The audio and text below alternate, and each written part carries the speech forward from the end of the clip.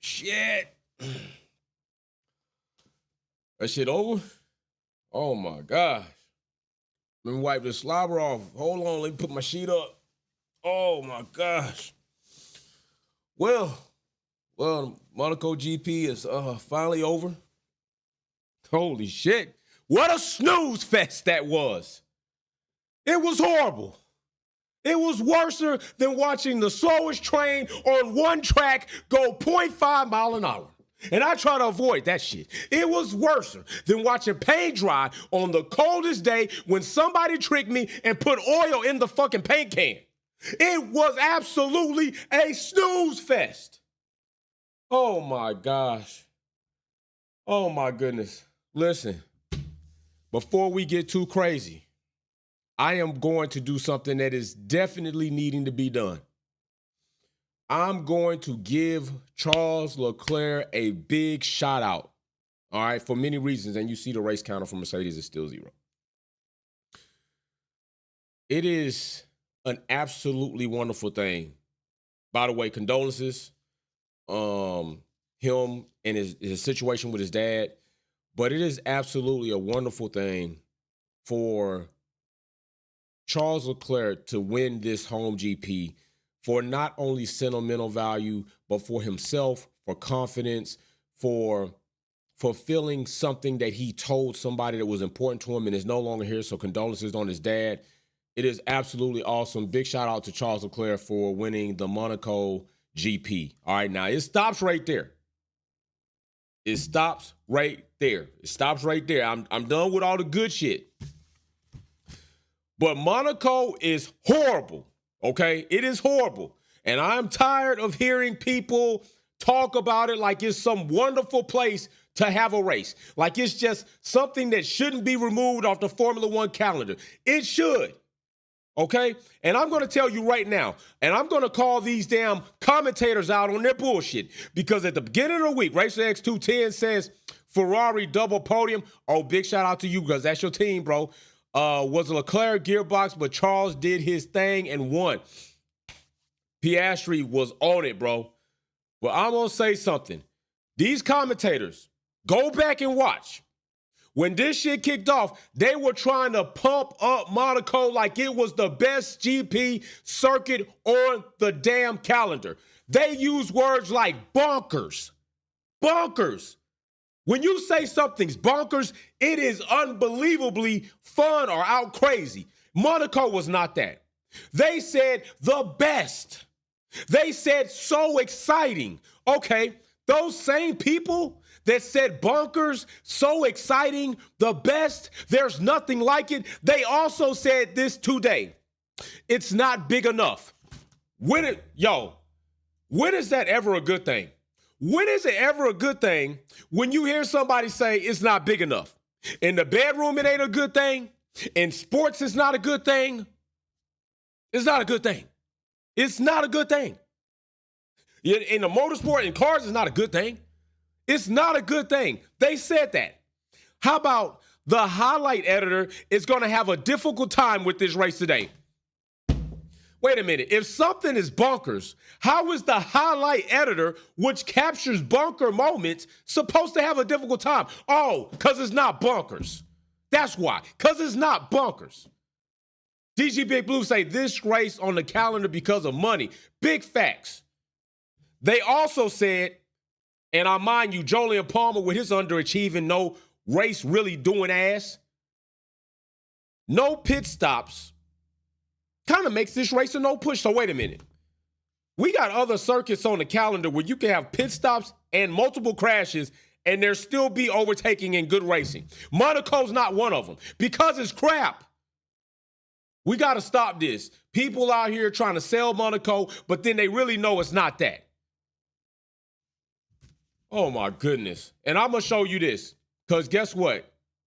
Guess what? The bro Galactus was right. Big shout out to Galactus. He said yesterday, someone is hitting the wall tomorrow, which is today. I feel it. He was not lying. He just didn't add to it. 3 cars hitting the wall. I told y'all that Haas is Haas. I told y'all this, and they absolutely are. Haas right here doing their thing. Now, I want you to look at this. This is the race, all right? Now, I wish I would have captured the whole thing when it literally said 1 lap, 2 laps. At what race have we had to watch where we see all the timesheets or the gap or the intervals say 1 lap and 2 laps? That is what happened at Monaco. 1 lap and 2 laps. Look at it. It's right there for you to view it. That is not evidence of a wonderful circuit. Not in my opinion, sir. Not in my opinion, ma'am. It just is not. That is what you have here. 1 lap and 2 lap intervals, and we barely had any good racing. This is the track. And I'm going to say this. If you, listen, anybody out there, if you got a niece, nephew, son, daughter, grandchild, great-grandchild, great-niece, great whatever, if they are a toddler, Monaco is the perfect place for you to let your toddler work on their counting, because Monaco's overtake tracker doesn't have to do much work. I'll be surprised if they get up to all 10 fingers. That's what Monaco does for the educational system. It lets toddlers work on their counting skills, because that's the amount of overtakes that they are well capable of tracking. Galactus says people were not looking at the race. Eating cereal, folks eating. That's what they do there. You want to go for food? Go. Okay? You want to go to Monaco for yachts and boats? Go. You want to go for food? Go. You want to go for fashion? Go. You want to go for beaches? Go. You want to go for tourism? Go. But you want to go for racing? Don't do it. Do not do it. People have to stop trying to sell me bullshit. I'm not buying it. I'm not buying it. Galactus, big shout out to you. Derwin Hill says, regardless of the track, it's great to hear the cheers of man achieving a childhood dream is amazing. Well done, Charles. I completely agree, Derwin. I completely agree, bro. That's why I opened it up with, gotta give the bro props. Got to. That is a wonderful accomplishment for him in his life. He's been working majority of his life to become a Formula One driver. And he's got to be saying to himself, one day I'm going to win my home GP. The streets where he walked as a kid, caught the bus, grew up. His father died. This 93 years in the making since they've had a home winner. It's awesome. I don't care what happens after this. But that is an awesome situation in itself. Don't add, don't take away from it. Dean Too Cool says, basically a big excuse for yacht party. Lewis Hamilton has officially checked Mercedes. Sainz better go to Aston. But that race was boring. It was. It was boring as shit. Matter of fact, let's hold up. Listen, hold on.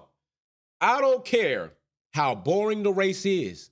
I don't care how hard. You know, there's one thing about difficult to overtake, but it's another thing to say damn near impossible, because that's what it is in Monaco. But what the fuck happened to Max? Super duper Max. The man that all these commentators say, no matter what, he can. Max can do it. Max can do things nobody else can do. Well, Max started this race in 6th position and his ass finished in 6th position. Don't seem like, well, actually, you didn't do shit. So I just got to ask y'all. Max supposed to be able to do everything nobody else can't do? Why he couldn't make any position in this race? So now do you want to say, well, nobody else could, so now you're saying Max like everybody else? Is that what you're saying? Nobody else did it, Jay from Wolfpack, so, okay, so now you're saying Max like everybody else. Keep that same energy before you say that. Make sure you want to keep the same energy. Make sure you want to keep it. Max, you sure? Okay, I'm going to tell you right now, Max is a front runner. Max is a phenomenal driver, but Max is not a fucking GOAT. He's not. He's not a GOAT. I'm going to tell y'all right now. If Max was at Mercedes, if Max was at Aston Martin, if it was a fifth, we get drunk, and I know, but without a superior built car with a very, very, very fine power unit by Honda and a phenomenal legendary design by Adrian Newey, Max is not doing shit. Max ain't doing a damn thing. Without the cheating in 2021, Max ain't got that championship. Without the cheating of the cost cap and them overspending, Max don't have that championship. Y'all better be cool and pump your fucking brakes when you talk about somebody being the GOAT, because Max is not that. Max is not that. He going to have a lustrous, very nice career with stats that's going to be up there. But when people look back, they going to say, well, you really didn't do it when you had an equally competitive car. You really didn't do it then. Then you got a superior car and you went on your run. But are they going to break the 4 championships by Red Bull? Are they going to do that? Driver? Probably, maybe, right? But what's happening after that? I'm just going to say, if he gets it, he gets it. I'll clap it up all day. But if he doesn't, I'm going to tell you right now, I'm going to bake you a big-ass pie if I told you so. And I'm going to make you eat that shit. I'm going to make you eat it. I'm going to make you eat the crow pie. I'm good for that. I ain't forgetting shit. I'm not forgetting nothing. Now, I got to say, the beginning of this race, I also got to do this. I got to give props where props need. I told you all, props where props have to be given. Above the door at Haas is a big-ass sign, golden sign, platinum writing. It says, wrecking is racing. That's what it says at Haas. And Haas showed you that shit today at the beginning start, not even a quarter mile into this race, that wrecking is racing, and they took Perez out like he don't need that shit. He don't need that shit in his life right now. Took Perez out, and then the other Haas. Both Haas is out. Haas is Haas. I keep telling y'all this. Haas is Haas. They need to go. Andretti wants in. I don't know what the holdup is. This is what you're going to get from Haas. This is what Haas is known for. Wrecking and racing, making ridiculous mistakes, having horrible driver lineups, having a team owner who don't really want to invest in the team, talking about they're an American team when they not, taking on Russian drivers, taking on Russian sponsors, breaking goddamn sanctions. That's what Haas does. Galactus says 2 overtakes, I think, due to blown tire. Think about that. 2 overtakes, I count less than 10. Dean Too Cool says Max has been in the best machine for 3 years. Holler at me when he wins without Newey. Of course, he wants to leave Red Bull, Newey going to Ferrari. He gonna jump ship like a rat on a boat when it first hit land. He jumping ship. Max, I keep trying to tell y'all, Max is not the driver to withstand a storm with the team. He's leaving. He's leaving. And at that point, Max's career will be capped and solidified forever. And then after that point, Max is going to leave Formula One. He going to pull off a quadruple Nico. He going to get 4. He's going to get 4. I'm not too sure about 5. I'm definitely out on 6, and I damn sure don't see 7. He going to be out of Formula One. He going to take his career. I had some highlights. I broke some records. I had an awesome car. I'm out. I don't weather the storm with a team. I don't do that. I can't do that. I can't even weather the storm in sim racing. You see what happened when shit get hot in sim racing? I just start wrecking people out. That's what Max going to do. Max going to do that. All right, I just got to give another big shout out to Yuki Tsunoda. I keep trying to tell y'all better put some respect on my dude's name. You better put some respect on Yuki Tsunoda's name, because he bust Danny Rick's ass again. He bust his ass again. Bust his head to the white meat. 8th place. Damn, Danny Rick, the veteran sitting in. Listen, Danny Rick, bro, I don't know, reserve driver maybe? Test driver? That's what y'all might need to consider letting Danny Rick do. Let him be a good reserve driver. He'd be awesome at reserve driving, like for real. Let him be a reserve driver. Damn. Be a test driver. Give us some awesome feedback.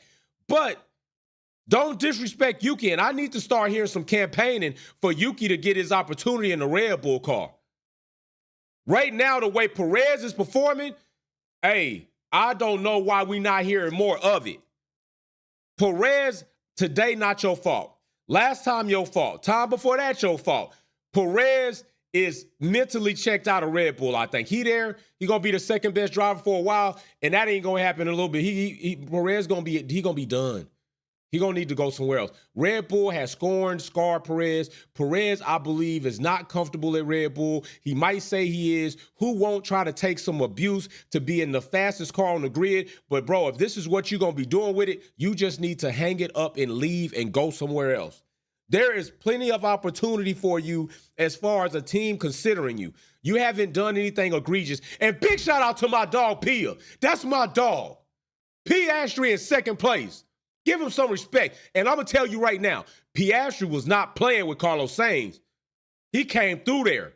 Pia came through there.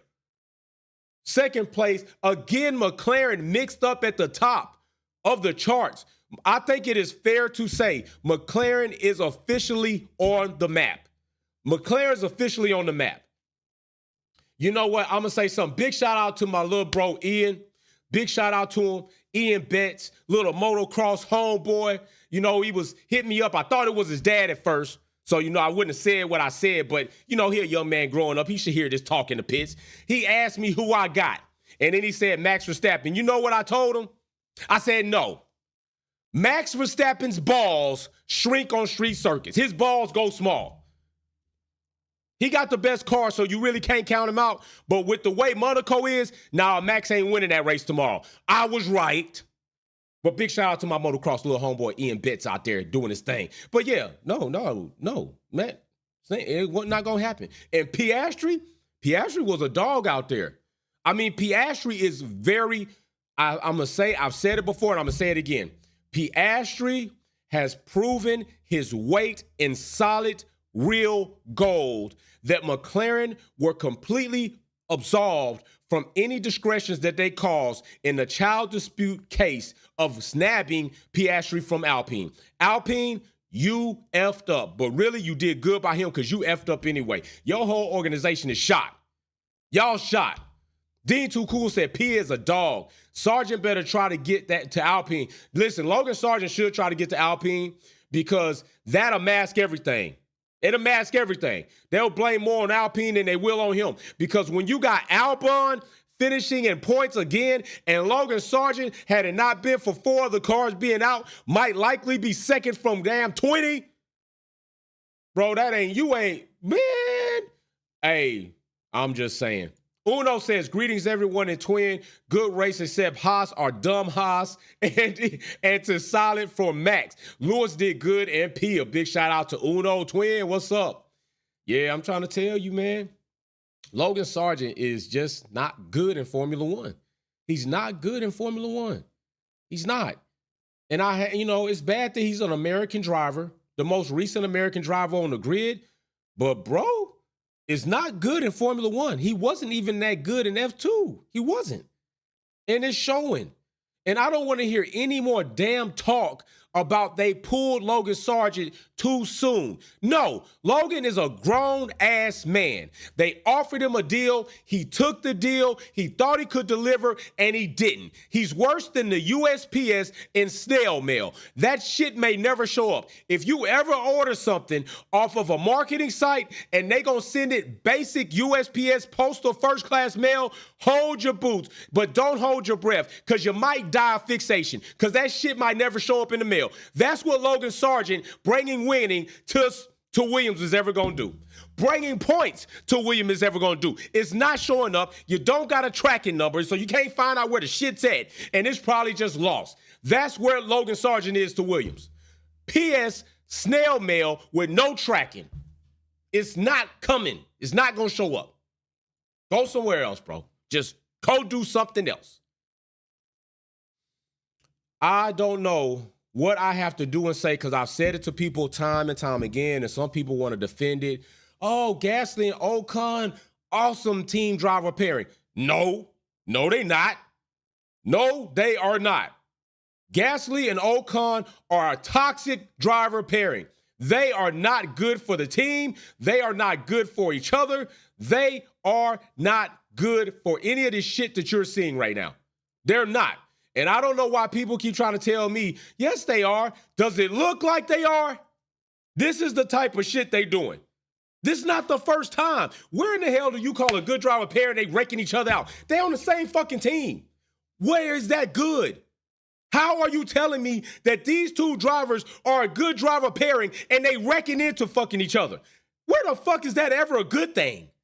How do you explain that to me? I know I'm black, and I know a lot of people think because I'm black, you don't know shit about Formula One, and I don't know everything about Formula One. But what I do know is damn chemistry. And when you got two drivers who have been having a disagreement since they were fucking kids in karting, and they've been wrecking each other out since then, how do you tell me now, all of a sudden, two grown-ass men that don't hardly talk to each other when they see each other, don't want to have a conversation about what happened when they was kids? Oh, yeah, this is going to be good for our team, homie. No, it's not. I've never seen no shit like that. Matter of fact, I'm lying. I have seen that. I saw two pit bulls fighting in a ring, and that shit went about as good as this is going right now. Bad. Went all bad. I'm telling you, some of you purists out here in Formula One got your head so shoved up your ass about purist F1 talk bullshit, you dismiss talking about real talk. Galactus says Alpine is self-destructing. Laugh out loud, just sad. Rossi gone. Otmar gone.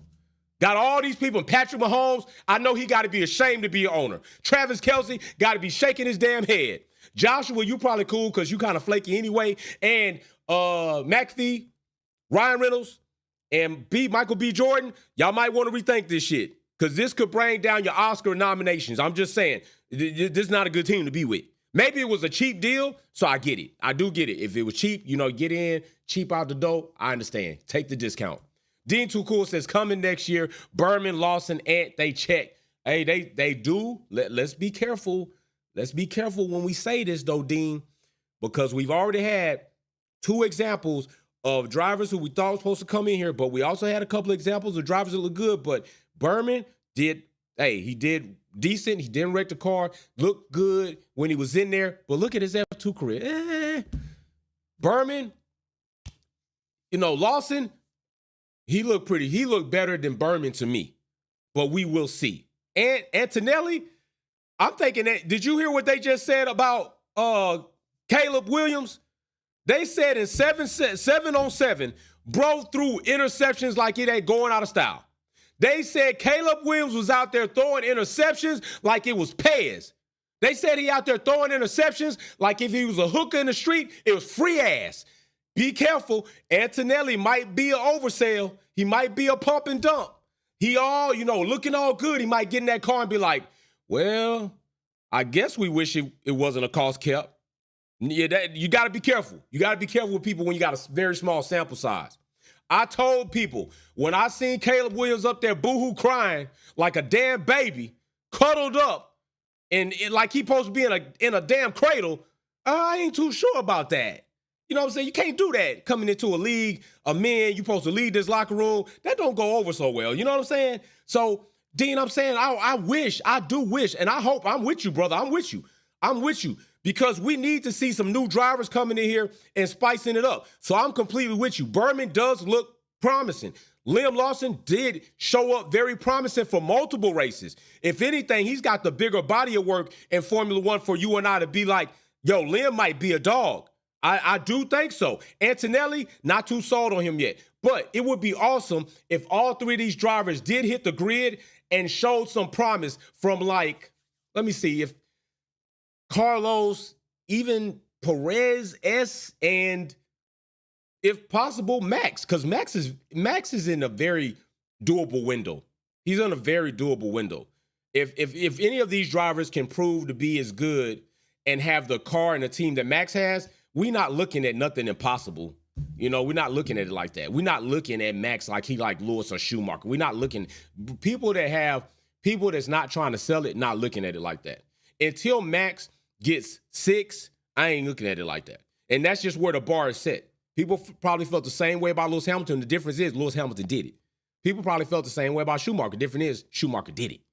And he did it in a way where it was kind of like he had a lot of ability to do it. Tire testing, unlimited time on track, tires built to his specifications, a lot of stuff. They get that. But we'll see what happens. But yeah, I don't know where and why people keep trying to sell me on, oh yeah, this is a good driver pairing. No, Ocon and Gasly is gasoline with a big-ass torch setting it on fire. Just tear it all up. Just keep it real. Stop all this fake shit. Y'all got to cut it out. All right, so then we come over here. We don't really talk about everybody. There's no need to talk about Kick Sauber, Steak F1 with the longest name who let Drake do their voice ever, and they suck ass like Drake got his ass kicked by Kendrick. There's no reason to talk about them. They probably will rethink the way they introduce their team next season. Don't let BBL Drizzy get on your track. Don't let BBL Drizzy do your voiceover for you introducing your new car. Don't let BBL Drizzy come into the garage, because I'm gonna tell you, most times Drake bet on the team, they lose, and that's what happened to y'all. Next time, maybe get with somebody like Kendrick or Pusha T. Okay, do that. Drake is not your guy. All right. Next up is Stroll and Alonso. Stroll doing what Stroll do. He just, he like a worker that catch the flu every year. You know they're not coming. You know they're not showing up around this time because they just do what they do. Stroll is absolutely, him and Logan Sargeant need to go somewhere else and race somewhere else. I am sick and tired of watching Aston Martin have a driver in Felipe Drugovich just sitting in the wings while this dude sits in a seat and does very little for his team. Very little. Alonso didn't have a great day and he still finished up there. I'm just saying, what are we doing? Did Mag get race banned? And I'm going to say this. I got this to say. Ocon got a 10-second penalty for the contact they had in this race. And it was team to team. But hold the hell up. Why in the hell did they get no penalty, no further action needed when they literally wrecked each other out and tore cars up? Could it be because if they would have did that, Gasly would have got a race ban? So let me get this right. Now we doing bullshit to facilitate things for the sport or the entertainment of Formula One? Because Gasly should have had a race ban. If you penalize these two drivers here and it was team to team, why the hell you didn't penalize them when they literally killed both cars? That wreck was about what Perez looked like. Both cars look like that. That's how I be knowing y'all be out here with the bullshit. Now I know it be shenanigans. That's why I don't trust y'all, and that's why I don't listen to people that come talking about, I don't know nothing about Formula One up here. No, I'm a real motherfucker. I'm going to call it like I see it. You going to try to baby it up. Why? Because you want to get, you want to be in. You want to be in with the cool kids. You want to like you. You going to let them put that little chain around your waist, kind of walk you around the amusement park so you don't really go too far. Nah, fuck that. I'm off the chain. You don't like me? Fuck you. I ain't got to do it. I do my own thing.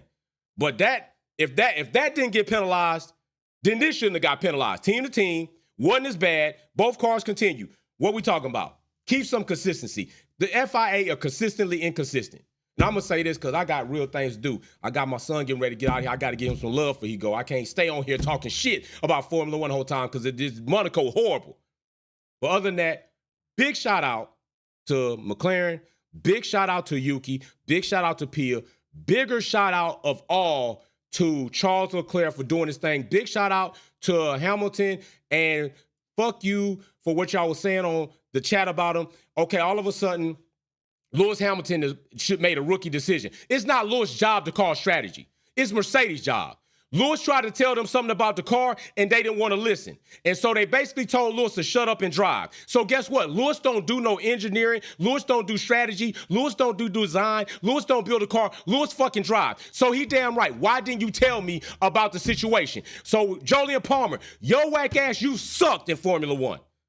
You suck. David Coulthard, bro, you really wasn't that fucking great, bro. You really wasn't. I'm just being real. So for y'all trying to diss Hamilton about why he asked his strategist engineer about why they didn't tell him, that's their damn job. That's what they need to do. Because they told him when he said my team don't make mistakes, they made a big mistake, and then they told the bro, don't tell us how to build a car when he was right. So I want to hear that shit. And without further ado, Monaco's a snooze fest. Go to sleep, multitask next time. Do something better with your life. I'm out. Peace.